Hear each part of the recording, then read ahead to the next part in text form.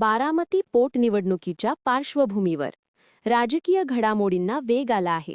या निवडणुकीत सुनेत्रा अजित पवार या उमेदवार म्हणून रिंगणात उतरल्या असून त्यांच्या उमेदवारीमुळे बारामतीतील राजकीय वातावरण चांगलीच तापले आहे. या पार्श्वभूमीवर शिवसंग्रामने सुनेत्रा अजित पवार यांना जाहीर पाठिंबा दर्शविला आहे. शिवसंग्रामच्या अध्यक्षा डॉक्टर ज्योती विनायकराव मेटे यांनी अधिकृतपणे ही घोषणा केली. यावेळी त्यांनी सांगितले की अजितदादा पवार आणि स्वर्गीय विनायकराव मेटे यांच्यातील ऋणानुबंध हे केवळ राजकीय नव्हते, तर वैचारिक आणि सामाजिक पातळीवरही अतूट होते. त्या नात्याचा मान राखत शिवसंग्रामकडून हा पाठिंबा देण्यात येत आहे. दरम्यान बारामती पोटनिवडणुकीच्या पार्श्वभूमीवर विविध राजकीय पक्षांकडून जोरदार हालचाली सुरू झाल्या असून प्रचाराला वेग आला आहे. सुनेत्रा अजित पवार यांच्या उमेदवारीला मिळणारा वाढता पाठिंबा यामुळे ही निवडणूक अधिक चुरशीची होण्याची शक्यता वर्तविली जात आहे. शिवसंग्रामच्या पाठिंब्यामुळे त्यांच्या उमेदवारीला अधिक बळ मिळणार असल्याचे राजकीय विश्लेषकांचे मत आहे. एकूणच या पोटनिवडणुकीकडे केवळ राजकीय स्पर्धा म्हणून न पाहता महाराष्ट्राच्या सामाजिक व सांस्कृतिक मूल्यांची कसोटी म्हणूनही पाहिले जात आहे. त्यामुळे बारामतीची ही निवडणूक राज्यभरात विशेष लक्षवेधी ठरत आहे. A little bit louder, please. As you said, this is a consideration decision, and as a lady, you would like to stand by her.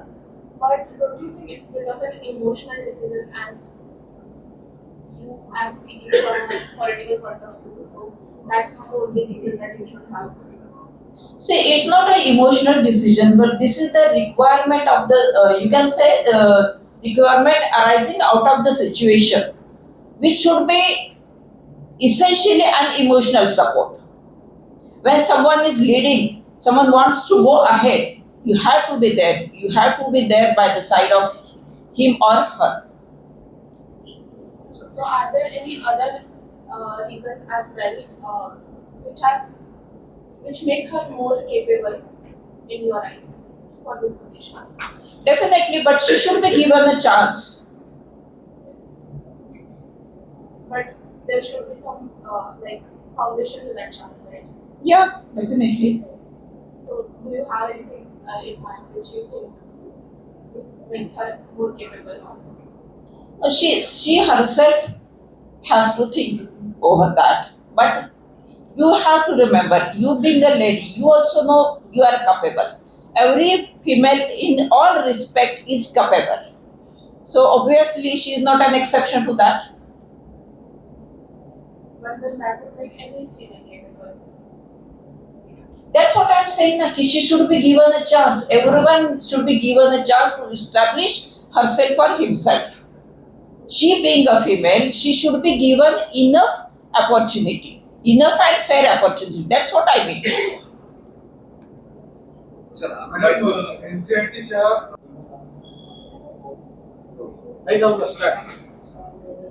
नमस्कार. आपणा सर्वांना माहितीच आहे, बारामती विधानसभा पोटनिवडणूक जाहीर झालेली आहे आणि या विधानसभा मतदारसंघातून राज्याचे उपमुख्यमंत्री सुनेत्राताई पवार या निवडणूक लढवत आहेत. अजितदादांच्या दुर्दैवी निधनानंतर सुनेत्रा बहिणींनी या राज्याच्या पहिल्या महिला उपमुख्यमंत्री म्हणून शपथ घेतली आणि पदभार देखील त्यांनी घेतला. त्यानंतर आलेली ही निवडणूक आहे. खरं तर महाराष्ट्राचा देशामध्ये एक पुरोगामी राज्य असा लौकिक आहे आणि या राज्याच्या या परंपरेला अनुसरून काही गोष्टी होणंही अभिप्रेत आहे. मला चांगलं आठवतंय, मेटे साहेबांनी त्यांची राजकीय कारकीर्द ही राष्ट्रवादी काँग्रेस पक्षामधून सुरू केली होती.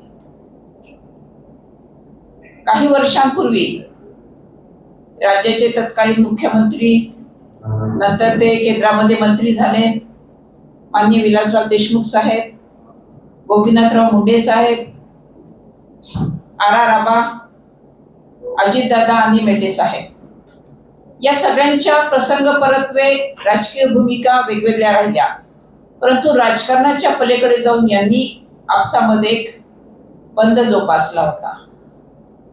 आणि आज त्याच बंधाच्या आपुलकीतून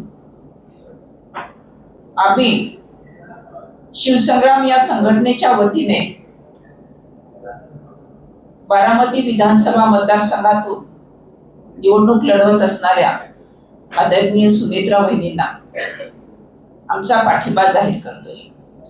खरं तर ही प्रत्येक महाराष्ट्रातील नागरिकाची मी म्हणेन की जबाबदारी आहे, नव्हे ते आमचं आद्य कर्तव्य पण आहे की एका विपरीत परिस्थितीमध्ये जेव्हा सुनेत्रा वहिनींकडे हे नेतृत्व चालून आलंय तेव्हा राजकारणाच्या पलीकडे जाऊन एक भावनिक बंध जोपासून महाराष्ट्राची ही जी पुरोगामी परंपरा आहे ती दृग्गोचर करण्याची आपल्याला सगळ्यांना एक संधी आहे. आज खरं तर अनेक गोष्टींचं राजकारण होताना आपण पाहतोय, परंतु या पोटनिवडणुकीमध्ये राजकारण न करता आदरणीय सुनेत्रा वहिनींना सर्वतोपरी सर्वमुखी पाठिंबा मिळावा. त्या निवडून येतीलच, येणार आहेतच, परंतु त्या पलीकडेही जाऊन एक नवीन परंपरा आपण ती निर्माण करतो आहोत असं मानण्याचं काहीच कारण नाही. कारण महाराष्ट्रामध्ये ही परंपरा गेली अनेक वर्षे राहिलेली आहे. एखाद्या लोकनेत्याच्या निधनानंतर त्यांच्या कुटुंबियांना तिथे संधी दिली जाणं आणि त्यांच्या मागे सगळ्यांनी एक भावनिक आधार म्हणून उभे राहणं हे आपण सगळ्यांनी अनुभवलंय. आणि आज त्याच भूमिकेतून, त्याच मानसिकतेमधून शिवसंग्राम या सामाजिक संघटनेचा बारामती विधानसभा पोटनिवडणुकीसाठी आदरणीय सुनेत्रा वहिनी पवार यांना आमचा पाठिंबा आम्ही जाहीर करत आहोत. धन्यवाद. खरं तर हा मुद्दा शासनाच्या अखत्यारीतला आहे, शासनाची अधिकार कक्षा आहे, परंतु एक सांगेन की संधी मिळाली तर काम करायला निश्चितच आवडेल. ती क्षमता देखील आहे, एक चांगलं काम करून दाखवता येईल.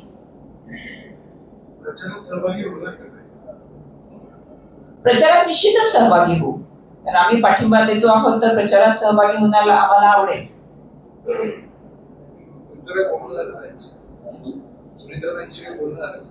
सुनेत्रा त्यांना सकाळी मी कळवलेलं आहे की हा आमचा निर्णय आज आम्ही जाहीर करणार आहोत.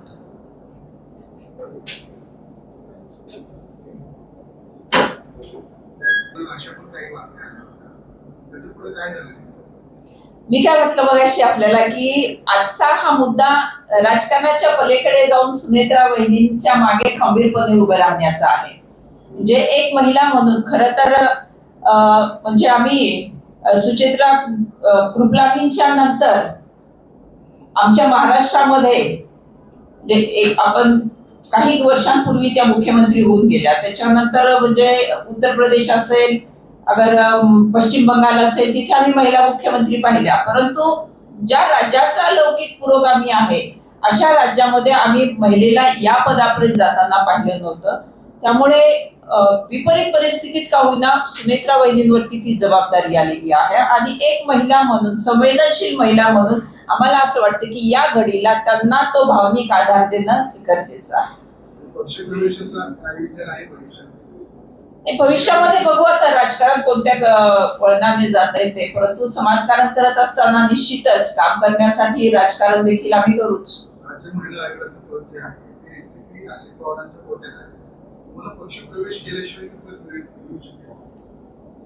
नाही, या बाबीवरती आता आपल्याला चर्चा करण्यात काहीच अर्थ नाहीये. जसं मगाशी मी आपल्याला सांगितलं की या पदावर काम करण्याची क्षमता आहे. एक प्रशासकीय अधिकारी म्हणून मी अनेक वर्ष काम केलेलं आहे. आणि नुसतं प्रशासकीय अधिकारी म्हणून काम केलं नाही तर अर्धन्यायिक स्वरूपाचं, म्हणजे त्या पदावर काम करत असताना अनेकविध कायद्यांमध्ये ते कामकाज केलेलं आहे.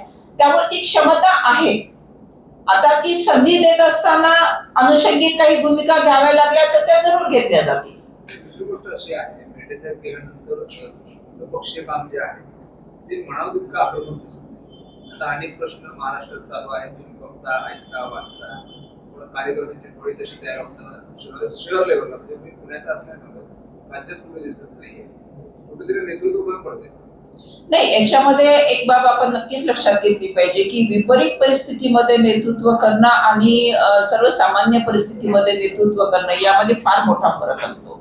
म्हणजे जेव्हा विपरीत परिस्थितीमध्ये नेतृत्व आपल्याकडे चालून येतं तेव्हा फक्त पक्ष किंवा संघटना याचाच विचार करून चालत नाही. जसं आता एक कुटुंब प्रमुख म्हणून आपल्याला काही गोष्टींचा विचार करावा लागतो किंवा ती सुरुवात असते, त्या नेतृत्वाची ती सुरुवात असते. तर सुरुवातीच्याच काळामध्ये अनेक भूमिकांना हात घालता येत नाही आपल्याला. परंतु जेव्हा जेव्हा काही या महाराष्ट्राच्या हिताच्या दृष्टीने प्रश्न उद्भवले त्याच्यामध्ये एक चळवळ जरी आम्हाला निश्चितपणे मेटे साहेबांसारखी उभी जरी करता आली नाही तर त्यावेळेस आम्ही संवेदनशीलतेने त्या मुद्द्यांवरती आवाज उठवण्याचं मात्र काम केलेलं आहे. संघटन बांधणी आणि पुढे जाणं या दोन गोष्टी समांतरपणे चालत असतात. आणि मेटे साहेबांच्या निधनानंतर हे संघटन जरी आज आम्ही टिकवून ठेवण्यामध्ये यश मिळवलेलं असलं तरी मला स्वतःला असं वाटतंय की सुरुवातीच्या काळातल्या नेतृत्वापुढचं आव्हान काय असतं तर ते टिकून राहणं. आम्ही टिकून राहण्यात यश मिळवलंय. आता इथून पुढचा टप्पा आम्ही आमच्या तो वाढीचा म्हणजेच मग तो वेगवेगळे मुद्दे हाताळण्याचा असणार आहे. बारामती विधानसभेसाठी करुणा मुंडे देखील उमेदवार आहे. तर तुमचे जुने मुंडे साहेबांचे चांगले समजून तुम्ही त्यांनाही हा सल्ला द्याल पाठिंबाचा? खरं तर हा संविधानाने प्रत्येकालाच अधिकार दिलेला आहे निवडणूक लढवण्याचा आणि कदाचित तो त्यांचा तो अधिकार वापरत असतील. आणि माझं प्रत्येकाला हेच सुरुवातीपासून आवाहन असणार आहे की या परिस्थितीमध्ये सगळ्यांनी एक नैतिक भूमिका घेऊन पुढे गेलं पाहिजे.